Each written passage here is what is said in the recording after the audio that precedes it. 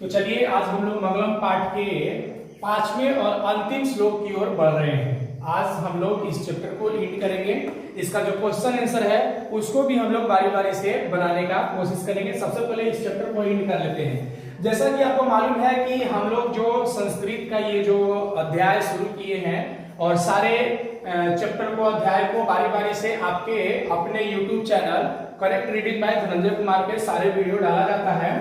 तो आप अपने जिम्मेदारी को समझते हुए हम लोग संस्कृत को एकदम जन जन तक पहुंचाएं, अच्छे तरीके से चीजों को सभी लोगों को समझ में आए। और संस्कृत एक बोझिल विषय नहीं बल्कि देव भाषा, भगवान की भाषा होने के कारण इनका जो प्रचलन है वो जन जन तक जाए। इसीलिए आप इस चैनल को अच्छे से वीडियो को लाइक करिए, सब्सक्राइब करिए चैनल को और सभी लोगों के पास पहुंचाइए, ताकि जो है ना आसानी से सब चीजें सभी लोगों को समझ में आए। आपको पता है कि अभी हम लोग 10वीं कक्षा के बिहार बोर्ड के स्टूडेंट के लिए मंगलम पाठ कर रहे हैं। बारी बारी से सभी चीजों को इस पे किया जाएगा।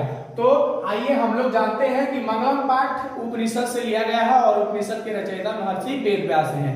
और मंगलम पाठ में 5 श्लोक हैं और ये पूछा भी जाता है बोर्ड के द्वारा कि मंगलम पाठ में कितने श्लोक हैं। तो 5 श्लोक हैं और पांचों श्लोक अलग अलग उपनिषद के भाग से लिए गए हैं। तो 5वां नंबर श्लोक जो आपके सामने बोर्ड पे लिखा गया है ये कौन सा उपनिषद से लिया गया है? तो श्वेताश्वतर उपनिषद से लिया गया है। ये क्वेश्चन बोर्ड में पूछा गया है और पूछता भी है। अब जो है इस श्लोक को हम लोग पढ़ते हैं और उसके बाद इसका अन्वय करके हिंदी करने का कोशिश करेंगे। अब देखिए इस श्लोक में क्या कहा गया है? वेद अहम एतम पुरुषम महानतम आदित्य वर्णम तमसा परस्तात तम एव विदित्वा एति मृत्युमेति न अन्य पंथा विद्यते आयनाय। अर्थात इस श्लोक के अर्थ को जानने से पहले हमें क्या करना पड़ेगा? तो हमें जिस क्रम में हिंदी करनी है उस क्रम में हमको इस श्लोक के उन शब्दों को सजाना होगा जिस क्रम में हिंदी करनी है, अर्थात अन्वय करना पड़ेगा। और अन्वय करने के बाद हम लोग हिंदी अर्थ जानने का कोशिश करेंगे। तो देखिए यहां से देखिए वेद अहम एतम, तो अहम शब्द यहां से लिया गया है। तमसा, तमसा यहां से लिया गया है। उसके बाद परस्तात, परस्तात कहां है? परस्तात यहां से लिया गया है। आदित्य वर्णम यहां से लिया गया है, आदित्य वर्णम। एतम ये देखिए वेद अहम एतम यहां से लिया गया है। महानतम यहां से लिया गया है। पुरुषम, पुरुषम यहां से लिया गया है। वेद शुरू वाला शब्द से लिया गया है। अब देखिए तम यहां से लिया गया है। एवं यहीं से लिया गया है। विदित्वा यहां से लिया गया है। उसके बाद मृत्यु यहां से लिया गया है। अतयति यहां से लिया गया है। उसके बाद ये अपने मन से शब्द जोड़ा गया है। देखिए न अलग होगा, यहां है न, और ये देखिए यहां से लिया गया है न जोड़ अन्य, तो अन्य यहां से लिया गया है। पंथा रास्ता यहां से लिया गया है। आयनाय, आयनाय देखिए यहां से लिया गया है। न यहां से लिया गया है। विद्यते, विद्यते कहां है? विद्यते यहां से लिया गया है। तो इस श्लोक के अर्थ को तोड़ ममोड़ करके अन्वय किया गया है। उसके पीछे का मकसद क्या है? तो उसके पीछे का मकसद है कि हम इसी क्रम में इस श्लोक का हिंदी कर पाए। अब देखिए अब जो है इन शब्दों में इस श्लोक के जो जो शब्दों को हमको बोलना नहीं आ रहा है उसको तोड़े देंगे और तोड़ने के बाद उसको बोलना आसान होगा। उसको हम लोग बोलते हैं संधि विच्छेद करना, वर्ण को शब्द को अलग अलग करना। ठीक है, देखिए अब जो शब्द बड़ा है उसको तोड़ देंगे। देखिए तोड़ा हुआ है। वेद जोड़ अहम जोड़ एतम, ठीक है, वेदाहम एतम। उसी तरह से दूसरा नंबर शब्द है, देखिए तम, ये सब तो शब्द है। यहां देखिए तम जोड़ एव, तमेव। उसके बाद अगला शब्द है देखिए विदित्वा जोड़ अति विदित्वाति, विदित्वा जोड़ अति विदित्वाति। और अगला शब्द है मृत्युम जोड़ एति मृत्युमेति, मृत्युम जोड़ एति मृत्युम एति। चलिए 5वां नंबर शब्द यहां देखिए, न जोड़ अन्य बराबर नान्य। और अंतिम शब्द विद्धते जोड़ अयनाय बराबर विद्धते नाय। ठीक है, तो संधि विच्छेद इसमें कितना है, 6 संधि विच्छेद है। संधि विच्छेद को भी इग्नोर नहीं करना है, उसे टालना नहीं है, बल्कि उसे भी याद कर लेना है। क्यों? क्योंकि एक तो श्लोक को हिंदी करने में वो स्पष्ट हो जाता है, ऊपर से बोर्ड वाले भी 2 नंबर के संधि विच्छेद 2 को ऑब्जेक्टिव में पूछते ही हैं, और वो सब यही सब हमारे अध्याय के अंदर से रहता है, इसीलिए उसे भी याद कर लेना है। तो आप क्या करिए, अब इसको मैं मिटाऊंगा और उसके बाद क्या करूंगा, ये जितना शब्द है उन सब शब्द का अर्थ लिखूंगा, ताकि आपको और हमको इसका हिंदी पता चल सके। और हिंदी अर्थ जिसको हम लोग बोलते हैं शब्दों का अर्थ, शब्दार्थ, और उसके बाद हम लोग इसका हिंदी अर्थ अच्छे से जान पाएंगे। तो आप क्या करिए, इसको जल्दी से लिख लीजिए, मैं शब्दार्थ उसके बाद लिखाऊंगा। तो आप जल्दी से इसको लिखिए ताकि मैं शब्दार्थ को लिखाऊं और उसके बाद आपको आगे फिर बताते हैं। ठीक है, तो लिखिए जल्दी से।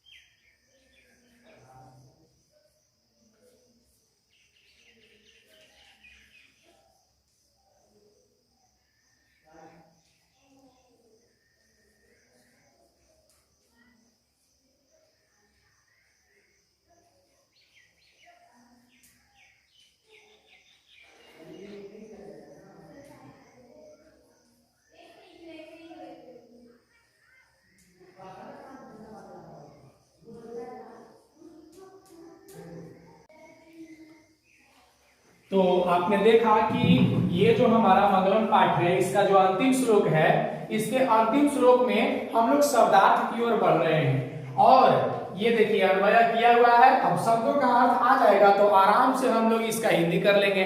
जैसा कि आपको देखिए अन्वय में सबसे पहला शब्द दिया गया है अहम। देखिए नंबर 1 अहम। अहम का मतलब होता है मैं, अहम का मतलब होता है मैं। ठीक है, अब अहम के बाद दूसरा जो शब्द है वो है, यहां देखिए अहम के बाद दूसरा जो शब्द है तमसा। तमसा मतलब अंधकार स्वरूप। उसके बाद परस्तात। परस्तात मतलब दूसरे लोग या अन्य विद्वान। अर्थ जब समझाएंगे तो इस सब का मतलब और अच्छा से समझ में आएगा। उसके बाद आदित्य वर्णम। आदित्य वर्णम का मतलब होता है, आदित्य का मतलब तो ऐसे भी जानते हैं सूर्य होता है, तो उससे मतलब होता है प्रकाश का। तो आदित्य वर्णम, वर्ण मतलब प्रकाश स्वरूप। ठीक है ना, प्रकाश स्वरूप या सूर्य स्वरूप। ठीक है, सिंपली उसको बोल सकते हैं। एतम, एतत् शब्द रूप यह का द्वितीय व्यक्ति एक वचन होता है एतम। तो कर्ता ने कर्म को, द्वितीय व्यक्ति है तो कोचिन, इन को। अब देखिए महानतम मतलब महान, महानतम मतलब महान। अब देखिए 7वां नंबर, छठा के बाद यहाँ दिया गया है 7वां नंबर पुरुष मतलब पुरुष, सिंपली पुरुष मतलब पुरुष। वेद, वेद का सिंपली मतलब होता है ज्ञान।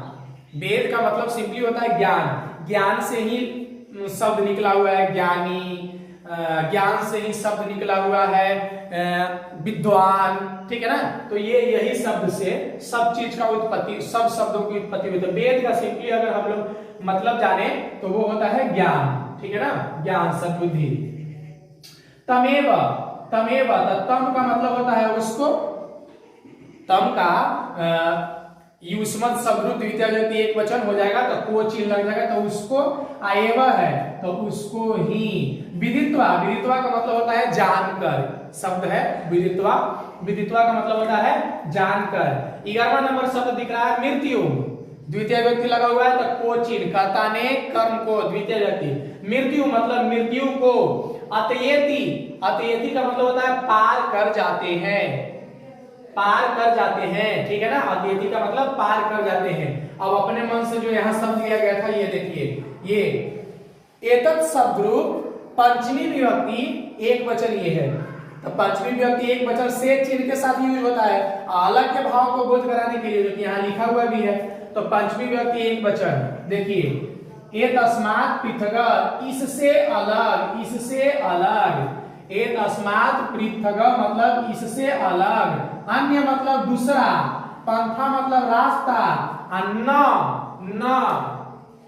न से पहले है अयनाय, अयनाय का मतलब होता है प्राप्त करने के लिए, मतलब कि जो मृत्यु को प्राप्त करने के लिए, या यूं कहिए कि ईश्वर का जो घर होता है जहां पे सब लोगों की इच्छा होती है, जो कहते हैं ना अमर हो जाना, ईश्वर के घर अगर चल जाते हैं तो उसको प्राप्त करने के लिए, अयनाय मतलब प्राप्त करने के लिए, बालकाय मतलब बालक के लिए, अयनाय मतलब प्राप्त करने के लिए, ना मतलब नहीं, ना मतलब नहीं। 17 नंबर के बाद देखिए अयनाय, अयनाय सॉरी 17 नंबर के बाद 18 नंबर विद्यते, विद्यते मतलब ये जो प्राप्त करने के लिए जो रास्ता है उससे अलग कोई रास्ता विदित नहीं है, विदित नहीं है मतलब जानकारी में नहीं है, वही एक रास्ता है। क्या है? तो ये पूरी व्यवस्था को, पूरे श्लोक के अर्थ को हम अच्छे से समझते हैं। जरा देखिए तो ये शब्द के अर्थ को समझ जाने के बाद, शब्दार्थ को समझ जाने के बाद आप खुद देखिए कितना अच्छा अर्थ होता है। अहम तमस प्रस्ताद आदित्य वर्णम एतम महांतम पुरुषम वेदम, कहता है कि मैं कहता है कि एक विद्वान पुरुष जो है ना वो समझता है अपने आप को कि मैं अंधकार स्वरूप हूं। एक जो सचमुच में ज्ञानी पुरुष होते हैं, विद्वान का मतलब ज्ञानी पुरुष, वो अपने आप को अंधकार स्वरूप मानते हैं। ऐसा नहीं कि मेरे पास ज्ञान हो गया तो मैं बहुत ज्यादा जानकार आदमी हो गया, मेरे पास बहुत ज्यादा ये सब चीजें, ऐसा नहीं होना चाहिए। हमेशा जो सचमुच में विद्वान पुरुष है मतलब ज्ञानी लोग हैं, वो अपने आप को अंधकार स्वरूप मानते हैं। वो जानते हैं कि दुनिया में इतनी सारी चीजें हैं कि जिसको जितना ग्रहण करे उतना ही कम है, तो वो अपने आप को अंधकार स्वरूप मानते हैं, ठीक है ना। वो अपने आप को अंधकार स्वरूप मानते हैं। तो और दूसरे जो विद्वान पुरुष उनके सामने होते हैं, दूसरे जो विद्वान पुरुष उनके सामने होते हैं, उसको वो प्रकाश स्वरूप मानते हैं। मैं अंधकार स्वरूप हूं, ठीक है ना, मैं अंधकार स्वरूप अर्थात अज्ञानी हूं, ऐसा कौन मानते हैं? विद्वान पुरुष। तथा दूसरे जो लोग हैं या अन्य विद्वान जो है, उनके सामने कोई दूसरा व्यक्ति आ जाता है, जो अन्य विद्वान है वो आदित्य वर्ण मतलब प्रकाश स्वरूप है। वो क्या है? प्रकाश स्वरूप है, अर्थात वो ज्ञानी पुरुष है। जब कोई दूसरा व्यक्ति एक विद्वान पुरुष के सामने, एक ज्ञानी पुरुष के सामने आ जाता है, तो ये नहीं कहता है ए तू हमसे कम जानता है, तुम नीचे बैठ जाओ, ऐसा नहीं। वो उसको इज्जत देते हैं। वो जानते हैं कि मैं अंधकार स्वरूप रहूंगा हमेशा, क्योंकि वो जानते हैं कि दुनिया में जितनी सारी चीजें हैं सीखना वो कम है, कम ही है जितना सीख लो। तो दूसरे जो व्यक्ति आते हैं उसको प्रकाश स्वरूप अर्थात ज्ञानी मानते हैं। और ध्यान रखिएगा तम एवं, ठीक है ना। जो और देखिए महान बनने का, जो महान पुरुष बनने की जो शैली है, जो नियम है, इससे कोई अलग नियम है ये नहीं है। यही सबसे बड़ी महानतम पुरुष की मतलब कि क्या उसको बोलते हैं, यही सबसे बड़ा जो महान पुरुष के सबसे बड़ा कैरेक्टरिस्टिक यही है, जो लक्षण है वो यही है कि दूसरे पुरुष को जो है ना वो विद्वान पुरुष मानते हैं, अपने को अज्ञानी मानते हैं। तो ऐसा जो लक्षण है वो महान पुरुष का लक्षण है, वो महान पुरुष का लक्षण है, वो जानते हैं। और ये इस प्रकार के ज्ञान को जानकर ही, उसको ही मतलब इस प्रकार के ज्ञान को जानकर ही, विदित्वा मतलब जानकर ही। देखिए तम एवं मतलब उसको ही, अरे किसको ही? किसको ही? तबेद मतलब उस प्रकार के ज्ञान को। किस प्रकार के ज्ञान को? कि अपने आप को अंधकार स्वरूप माने मतलब अज्ञानी माने और दूसरे को ज्ञानी माने। इस प्रकार के ज्ञान को उसको ही जानकर मतलब इस प्रकार के ज्ञान को जानकर ही, विदित्वा मतलब जानकर ही वो जो महान पुरुष होते हैं ना, ज्ञानी पुरुष होते हैं ना, वो मृत्यु को पार कर जाते हैं, मृत्यु को पार कर जाते हैं। और सब मनुष्य का तो यही लक्ष्य ही है कि हमें स्वर्ग मिले, मृत्यु प्राप्त होने के बाद हमको स्वर्ग मिले। तो मृत्यु को पार कर जाते हैं और स्वर्ग के घर की ओर प्रस्थान करने के इच्छुक होते हैं। तो आपको, हमको, सबको इस प्रकार के विचार को अपने अंदर ग्रहण करना चाहिए, क्योंकि हम जानते हैं और आगे लिखा गया है एतस्मात् पृथक्। एतस्मात् पृथक् मतलब इससे अलग। आप ध्यान रखिए कि मृत्यु को प्राप्त करने का इससे अन्य रास्ता अयनाय प्राप्त करने के लिए, यहाँ शब्द पहले यूज कर लिए हैं, मृत्यु को प्राप्त करने के लिए इससे अलग कोई अन्य रास्ता विदित नहीं है, जानकारी में नहीं है अभी तक। ठीक है ना? तो इसका मतलब ये हुआ कि अगर हमको मृत्यु को पार करना है और स्वर्गलोक में जाना है तो हमें क्या करना होगा?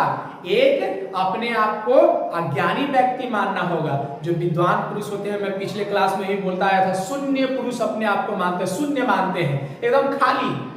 जो भी व्यक्ति आया उसे ज्ञान ग्रहण कर लिया, क्योंकि वो अपने आप को अज्ञानी मानता है। जो भी व्यक्ति आया उसको प्रकाश स्वरूप मान लेता है, ज्ञानी मान लेता है। और इस प्रकार के विचार को ग्रहण करके ही, इस प्रकार के विचार को जानकर ही विद्वान पुरुष जो होते हैं अर्थात ज्ञानी पुरुष जो होते हैं वो मृत्यु को पार कर जाते हैं। और मृत्यु को पार करने का इससे अलग कोई अन्य मार्ग नहीं है। मृत्यु को प्राप्त करने का और उसको पार करने का इससे अलग कोई अन्य मार्ग नहीं है। बात समझिए। अब देखिए इस चीज को जो इतना सारा मैं बोला, इसको आप जल्दी से लिख लीजिए। और जो मैं अभी समझाया आप चाहे तो अपने से भी लिख सकते हैं, अन्यथा मैं इसको बोर्ड पर लिख देता हूं जो मैं अभी बोला हूं। और बोर्ड पर लिखने के बाद इसको आप फेयर कॉपी में जैसे मैं किया हूं उसको, ये थोड़ा सा जगह कम होने के कारण थोड़ा सा इधर उधर हो गया है, लेकिन आप सीरियल वाइज इसको सजा करके लिखिएगा।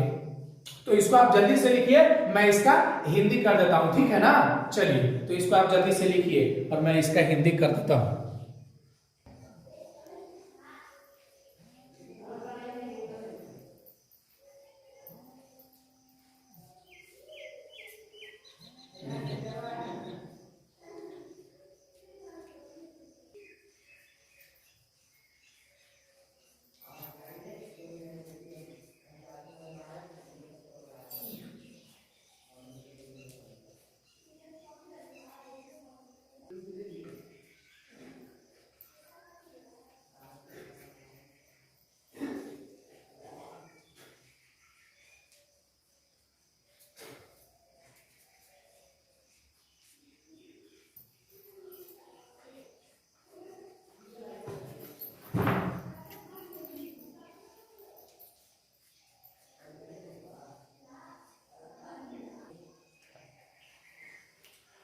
तो देखिए हमने क्या बोला कि इसका अब हिंदी अर्थ हम लोग जान जाएंगे जब ये हम लोगों का श्लोक है और इसका हम लोग शब्दों का अर्थ जान गए तो अब आराम से हिंदी अर्थ कर लेंगे। देखिए, विद्वान पुरुष जानते हैं कि मैं अंधकार स्वरूप हूं।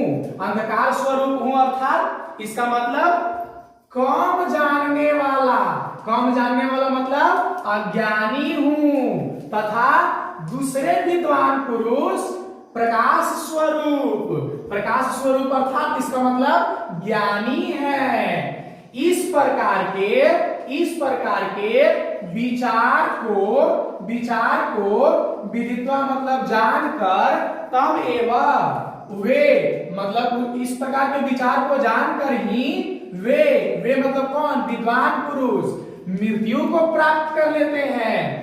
ठीक है ना? मृत्यु मतलब मृत्यु को प्राप्त कर लेते हैं। और जैसा कि मैंने आपको बोला, मृत्यु को प्राप्त करने के लिए देखिए यहाँ पे मृत्यु को प्राप्त करने के लिए मृत्यु को प्राप्त करने के लिए इससे इससे अलग अलग कोई अन्य मार्ग नहीं है।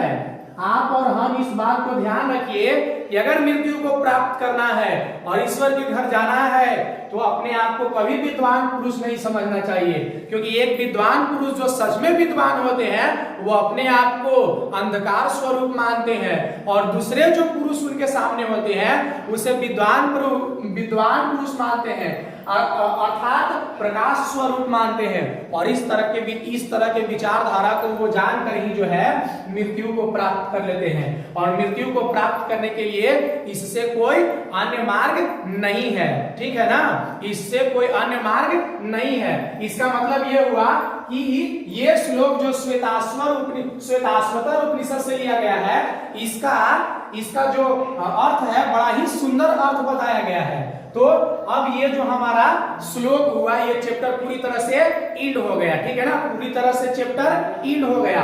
अब जो है हम लोग इसको अगले क्लास में आएंगे तो क्वेश्चन पर काम करेंगे, प्रश्न और उत्तर पे काम करेंगे। तो आप जो है इसी तरह से अगले पार्ट के लिए भी अगर आप करना चाहते हैं तो चैनल को लाइक करिए, सब्सक्राइब करिए और दूसरे लोगों के साथ भी शेयर करिए, ताकि मेरा भी उत्साह बढ़े और सभी लोगों के पास इसका फायदा पहुंच सके। जैसा कि आपको मालूम है कि हम लोगों का ये channel, YouTube channel correct reading by Dhananjay Kumar, जिस पर ये सारा वीडियो डाला जाता है। अगर आप यह चाहते हैं कि मैं और तेजी से वीडियो को बनाऊं हर अध्याय पर, तो आप चैनल को लाइक करिए, सब्सक्राइब करिए और लोगों के साथ, अपने मित्रों के साथ, अपने खास करके 10th क्लास के सहपाठियों के साथ इसको खूब शेयर करिए, ठीक है। तो आज के लिए इतना ही। बहुत बहुत शुभकामना, मंगल कामना, धन्यवाद।